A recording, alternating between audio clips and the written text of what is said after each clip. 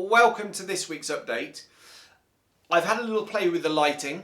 I think the lighting is better now. One thing I've done is I've forgotten the laptop, the Mac thing. That's over at the other place, which is really annoying. So I can't use the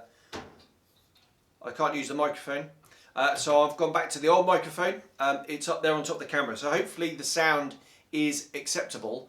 I've also got my new t-shirt on, thanks to my daughter. Thanks, Emily. So it's got the, stand on tiptoe so you can see it. It's got the cartoon version of me on it, and on the back, Scale Modelling Cafe logo on it. So yeah, really cool. So thanks, Em. Right, lots coming on the channel.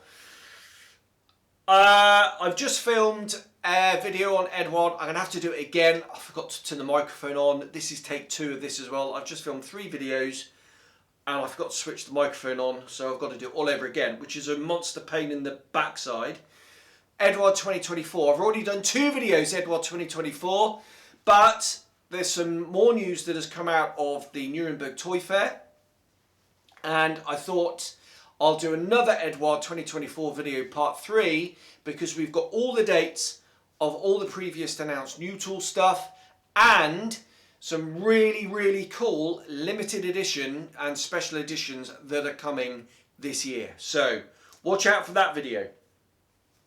I did a quick review on this thing. It's a silicon fidget popper, and it's absolutely brilliant for acrylic paints as a paint palette. It's I've used this a number of times already, and as you can see, it still looks brand new, and it's dead cheap. It was about £2.50 off Amazon, so I really highly recommend you go and get one of these. I think it's superb, and it's one of those I wish I found it years ago.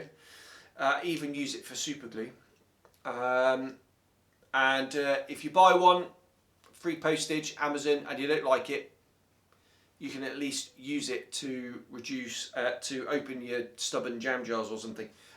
So I've done a very quick video on that. I think that's great. I'm also about to reshoot, because I've already done it once, all the questions. Lots of questions have come in over the sort of past few weeks. I've not had a chance to reply because I haven't done the weekly updates, and so many are built up that excuse me, I thought I'd video a separate video answering all the questions. So if you've got any other questions, feel free to fire them in and I'll answer them next week, but watch out for that standalone video. Right, a big video coming this Sunday is a much requested video. It's a how-to on how to design your own marking masks in Affinity Designer 2. That's the software I use, and then how I use the Silhouette Studio software to fire it off to the Portrait 3 to cut my markings masks out. When I embarked on doing this video, I did think at the time, right, let's pick a subject that's going to be good for a part 1. So it's very simple, and the model I've based it on is the Trumpeter Fulmer. So it's the early war British fighter masks. So the A1B roundels, easy fin flash, and being a naval aeroplane, a very simple code letter, individual aircraft letter. What I haven't done is the Royal Navy and the serial, because on that aeroplane they were 4 inches high rather than the 8 inches that the Crabs used, and there's no way that my cutter would do that. So I decided not to do the serial, and I thought, right, let's start off with the Billy Basic part 1, simple roundels and a simple letter, the letter H. So I've done that. What I will do is, as I do other masking sets, so more complicated ones, I do want to do a mid to late war British one as well. I want to do some Luftwaffe stuff, and we've got some other stuff in the can. and I will eventually do some jet stuff, so wing walkways and more complicated stuff, American stuff. So it's going to be a series, but the first one, 1/48 scale, British, dead easy, and that is going out on Sunday. So that was really, it's been often asked for since I first mentioned it. I finally worked out how to do record the screen and the sound and all the rest of it. It's a little bit jerky. The processor was struggling a little bit because I was using the software, I was using the video recording software, and I was using the DaVinci Resolve editing software for the audio as well. And sometimes it's a little bit jerky, but bear with. So watch out for that coming on Sunday, and I'm very proud of that video. I'm very pleased I managed to do it. Project update.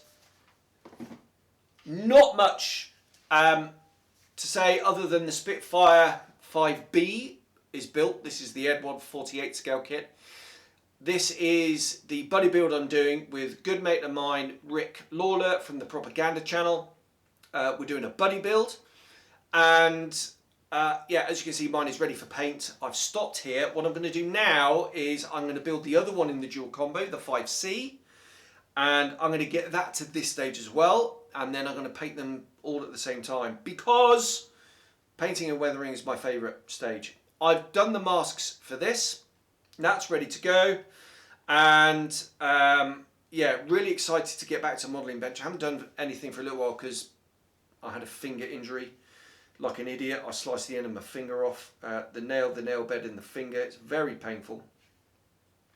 Cooking injury, not a modelling injury. But yeah, really nice kit. There's a few little issues with the construction, a little bit of Mr. Surfacer here and there, and some fettling required on some of the bits to improve the fit. So I'll show you how all that worked out in part 3 of this video series. But yeah, can't wait to get painting on that. Both of mine, well, and Rick's, are going to be Malta, and yeah, really looking forward to getting the other one finished and doing both ready for paint. I know what scheme I'm doing this one in. This is going to be EP200 or GLT in dark slate grey, deep sky, sky blue, and light Mediterranean blue. So a bit complicated, and it's going to look really quite cool, I think, in quite a unique scheme. The other one, the 5C, I haven't really made my mind up yet. I'm very heavily leaning towards the temperate sea scheme, so the dark slate grey, extra dark sea grey, and sky. But I might try and do a dark earth and extra dark sea grey and sky, because I think they look really cool as well. We shall see. Right, some news then. Right, Edward 2024 video. That was the news. I'm not going to go over it again here, so go and watch the part 3 of the breaking news Edward 2024. It's, as I said earlier, it's all in chronological order with release dates of all the new tools that have been announced and some of the really, really cool special editions. So lots of detail in that video. But I've got a feeling there's more from Edward for 2024 to come. Clear prop. Right, now I never talk about vehicles or armour on this channel because I'm not a military vehicle or armour modeller. I'm a dyed-in-the-wall aeroplane modeller. I have done armour in the past. I will be doing some armour on the channel at some stage, but Clearprop are one of my favourite manufacturers. I've done the 72nd I-16 on the channel. They've recently released their 48 scale version as well. And I did the 48th H75N Hawk. Both beautiful kits, beautifully detailed. But they are dabbling in the land environment now. And they've announced and I've got to read this because I never heard of it. the ZIS-SV, which is a truck in 72nd scale. And I'm really tempted by that, actually. I know it's going to be hyper detailed. I'm sure it's not going to be that cheap. But yeah, I'm really tempted by that because I'm a massive fan of ClearProp. The other one to mention is Special Hobby have announced 72nd scale twin Mosquito. Obviously, Airfix have done theirs. They are going to do, they as in Special Hobby, are going to do the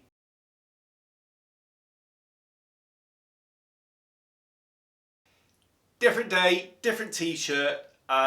Yeah, just got waylaid with all sorts of stuff going on.